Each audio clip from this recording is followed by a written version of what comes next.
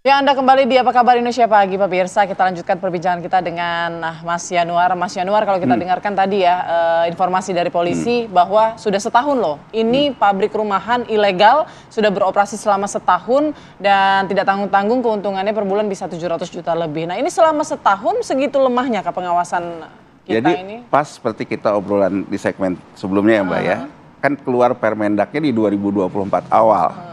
Bahwa intinya si yang punya DMO, pabrik CPO, langsung mengemas ke dalam minyak kita. Nah kalau yang saya tangkap dari polisi tadi, modusnya ini Spanyol nih, separuh nyolong. Jadi artinya, kan tadi polisi mengatakan dia mendapatkan curah. Ya. Yang harus dikembangkan sekarang oleh polisi mendapatkan curah itu dari mana? siapa? Betul. Kalau mendapatkan curah itu dari pihak yang kena kewajiban DMO, artinya harus dicek. Kalau saya lihat tadi kan kalau menurut polisi kemasan 1 liter menjadi 800 ya, berarti kan terjadi nyolongnya 20% kebocorannya. Nah yang harus dilihat kalau dia dapat barangnya dari curahnya dari si pelaku DMO-nya, apakah ketika si pelaku DMO-nya kasih itu juga 100, jangan-jangan sudah 80 juga di situnya. Kemudian tadi polisi mengatakan bahwa di kemasan minyak kitanya bukan perusahaan dia. Ya memang. Dia mencatut perusahaan lain. Perusahaan lain karena memang yang diatur oleh Permendak yang harus mengemas itu adalah perusahaan yang kena DMO. Nah persoalannya dia itu memang membuat kemasan itu tanpa sepengetahuan pihak ketiga, si pelaku DMO-nya, atau memang dia orang yang ditunjuk sebagai pihak ketiga oleh pelaku DMO. Jadi termasuk diberikan kemasannya, diberikan curahnya, kemas, edarkan. Kan gitu ya aturannya. Nah jadi kalau saya lihat dari polisi tadi yang perlu dikembangkan adalah nyolongnya, dari separuh nyolongnya itu sebenarnya terjadi dari mana dia dapat minyak curahnya, dari mana dia dapat kemasan cetaknya yang ada nama distributornya. Kalau itu terkait dengan DMO-nya, apakah DMO-nya mengasih 100, karena kan dia melaporkan pasti ke Kemendak 100 kan. Jangan-jangan memang sudah bocor dari situ. Atau memang bocornya di dia. Kalau bocornya di dia, 20-nya dikemanakan kan. Nah, saya khawatirnya ini seperti juga cerita kita tentang kita waktu bahas pagar laut dan sebagainya ya. Ujung-ujungnya sih kan akan berhenti di sini gitu. Dianggap bahwa mereka lah yang nyolong lah. Itu bisa ditelusuri Mas? Harusnya dari bisa jalur dong. distribusinya? Harus bisa dong. kan? Bisa. Berarti kita mencari sumbernya? Mas Yanuar ini menduga ada pemain besar sebetulnya di iya belakang dong, ke ujungnya. pabrik-pabrik rumahan ini karena kan sebetulnya. harga sawit sekarang, harga CPO itu kan tinggi ya Mbak. Apalagi di tengah sekarang Trump nih, perang tarif. Ya. CPO itu jelas salah satu komoditas yang akan naik harganya. Nah artinya kan kalau saya sekarang pelaku CPO, jauh lebih punya opportunity profit buat saya dengan saya mengekspor. Jadi dari situ saja kan sudah ada namanya motif untuk saya memperbesar ekspor. Tapi kan saya kena DMO. Nah di titik ini aja kan ada kecenderungan Permainan stok. ya permainan stok, melaporkan ke Kemendak gitu ya, dan kemudian sebagian tetap diekspor gitu. Jadi kalau saya pikir intinya kan gini ya, kalau kita dalam hal penyidikan yang kayak gini kan follow the money ya. Ya. Artinya kan polisi jangan stop ketika dia misalnya mengurangi takaran 20, polisi kan bisa lihat dia dapat curahnya dari siapa, dia dapat kemasannya dari siapa, ditelusuri kan ke sana.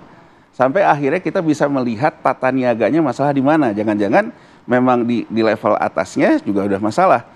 Dan yang perlu kita kritisi kan gini, kenapa sih di tahun 2024 awal mekanismenya dirubah? Kalau dulu kan mekanismenya mereka menyerahkan curahnya, ya kan, kemudian dikemas dalam minyak kita, didistribusikan. Memang kalau pendekatannya dari sisi kepentingan pemerintah, karena DMO-nya lebih besar dari kebutuhan minyak dalam negeri, dia serahkan ke pasar aja dibandingkan misalnya ditambah dalam tanda petik kerepotan baru, harus mengemas, kemudian ada biaya distribusi yang bisa jadi itu mengakibatkan terjadinya subsidi kan. Jadi mekanisme baru yang dipakai ini banyak celah yang bisa dimainkan begitu? Betul, banyak celah karena kenapa? Diserahkan ke mekanisme pasar kan, tapi pakai DMO. Nah yang jadi pertanyaan kan ketika Kementerian Perdagangan dilaporkan angka, kan dia harus cek juga sebetulnya, betul nggak dalam kemasannya jadi sebanyak itu. Jadi kita ngomong kalau polisi ini kan penindakan hukum. Ya. Ketika sesuatu yang sudah terjadi, dia lakukan penindakan hukum. Tapi ini nggak bisa dipungkiri, fungsi pengawasan dari Departemen Perdagangan sendiri bermasalah loh. Iya. Nah artinya bukan tidak menutup kemungkinan kan polisi juga memeriksa aparatur negara kan, Betul. terkait dengan pengawasannya. Jadi kalau kita ingin menyelesaikan persoalan ini komprehensif menyeluruh, kan kita harus lihatnya dari penerbitan kebijakan yang berubah, pengawasan ketika kebijakan itu diberlakukan, kebocoran di mana, sehingga kita bisa melihat, oh persoalannya di tata niaga, baru kita kan respon berikutnya merubah tata niaganya atau segala macam. Jadi seperti yang dikatakan oleh Presiden Prabowo gitu ya, tidak ada ruang untuk korupsi gitu. Iya. Artinya di titik ini kita jangan hanya berhenti di persoalan orang-orang nyolong seperti ini. Oke, mungkin terakhir Mas, Mas Yanuar sendiri merasa sudah cukup tegaskah tindakan yang dilakukan penegak hukum saat ini begitu ataupun kementerian terkait dengan mencabut izin begitu, menangkap, menersangkakan begitu, karena praktik-praktik ini sangat gampang sekali untuk ditiru. Ataukah sistemnya Gampang harus sekali. diubah? Biasanya kejahatan itu mati satu tumbuh seribu biasanya kan gitu. Nah, Jadi cukup tidak tindakan kalau menurut tegas? saya isunya bermain dalam isu besar, tapi nanti ujungnya penanganan hukumnya hanya di persoalan kecil. Jadi artinya ya mungkin menurut saya akan berakhir dari orang-orang Spanyol ini. Tapi tidak ditelusuri ke belakang dan juga ke depannya gitu ya, dari hulunya, dan juga tidak ditelusuri dari sisi kebijakannya. Karena kalau saya baca dari sisi asosiasi perusahaan sawit sendiri, mereka mengusulkan terhadap kejadian ini sudah tidak ada lagi DMO dalam bentuk barang. Baik. Mereka maunya itu ditarik dalam bentuk levy. Dalam artinya levy itu bahwa dia punya membayar sejumlah uang tertentu ke pemerintah. Uang ini nanti dipakai pemerintah untuk BLT, tapi si pasar minyak gorengnya kembali komersil. Karena menurut dia dengan kehadiran minyak kita sejak 2021 itu menjadi predator untuk yang Minyak premium ya? minyak premiumnya. Kan kalau kita lihat datanya memang ternyata DMO-nya lebih besar dari kebutuhan minyak goreng itu sendiri kan. Nah jadi di sini juga ada persoalan ternyata pelaku industrinya juga menginginkan tidak seperti itu. Ya. Tapi kan kalau konsepnya kembali ke BLT, pasarnya kembali pasar bebas, Baik. belum tentu pemerintah juga pada akhirnya bisa menjamin sesuai tujuannya kan. Nah ini kan menurut saya yang harus ditelaah, korupsi kebijakannya pun harus dilihat gitu. Oke. Baik, terima kasih Sama-sama, Mas Mbak. Yanuar. Ya. Terima kasih atas waktunya dan juga Sama-sama. penjelasannya di Apa Ya. Kabar Indonesia Pagi. Sama-sama Mbak. Sehat selalu, Mas. Sehat Mbak. Baik, dan pemirsa kita akan memantau lagi bagaimana pantauan dari rekan kita yang ada di Pasar Tomang ya. Ada Arif Budiman di sana yang meninjau bagaimana aktivitas dari Mendak. Ya, Ya, Arif, selamat pagi Putri. Ya, selamat ya pagi apa Putri agenda dan dari Mala. Saat Mendak ini, saat ini? ya saat ini saya berada di Pasar Tomang Barat, Tanjung Duren, Jakarta Barat. Saat ini direncanakan Menteri Perdagangan Republik Indonesia Budi Susanto beserta Menteri Lingkungan Hidup Anies Faisal akan datang ke Pasar Tomang Barat pada yang dijadwalkan pada pukul 07.30.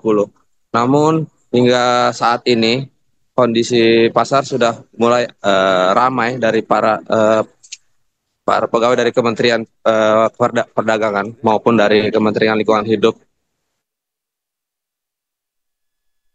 Menteri Perdagangan Republik Baik. Indonesia. Ya, Baik, Arif. untuk Apakah nantinya Menteri Perdagangan ini akan melihat bagaimana takaran dari minyak kita juga ataukah hanya mengecek peredaran minyak kita palsu? Iya, untuk kedatangan Menteri sendiri hari ini jadwalkan untuk menghadiri untuk melakukan program gerakan mapan atau gerakan nasional membersihkan pasar Nusantara, di mana ini yang digalakkan oleh Kementerian Perdagangan sendiri untuk melakukan bersih-bersih pasar agar para warga dan pedagang pun merasa nyaman saat dalam pasar. Namun tidak menutup kemungkinan nanti Menteri Perdagangan juga dalam untuk melakukan pengecekan seperti beberapa bahan pokok serta minyak kita yang saat ini tengah menjadi polemik di luar seperti itu. Baik, Arif Budiman mengabarkan langsung dari Pasar Tomang yang informasinya ini sesaat lagi ya, Menteri Perdagangan akan datang melakukan sidak di sana. Ternyata tidak hanya terkait dengan minyak kita ya, tetapi pangan secara umum ya, Betul. sembako.